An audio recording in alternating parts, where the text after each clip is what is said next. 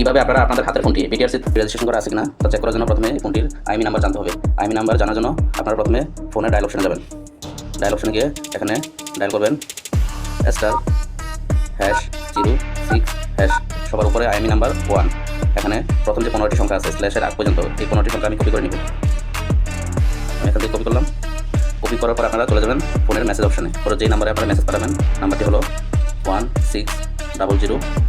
Message অপশনে লিখবেন, আপনারা বড় করে লিখবেন KYD, তারপরে স্পেস দিবেন। স্পেস দিয়ে আপনার কপি করা 15 ডিজিটের আইএমই নাম্বারটা এখানে পেস্ট করবেন। তারপর সেন্ড অপশনে ক্লিক করবেন। তারপর আবার সেন্ড অপশনে ক্লিক করবেন। একটু ওয়েট করে লাগবে। ইনফরমেশন চলে আসছে আমার। এখানে লেখা আছে ডিভাইসটির আইএমই বিটিআরসির ডাটাবেজে পাওয়া গেছে, তার মানে আমার এই ফোনটি রেজিস্ট্রেশন করা আছে। এখন আমি আপনাদেরকে দেখাবো আমার অন্য একটি ইনফরমেশন আসছে ডিভাইসটির আইএমই বিটিআরসির ডাটাবেজে পাওয়া যায়নি, অর্থাৎ আমাদের এই ফোনটি রেজিস্ট্রেশন করা না। এটি একটি আনঅফিসিয়াল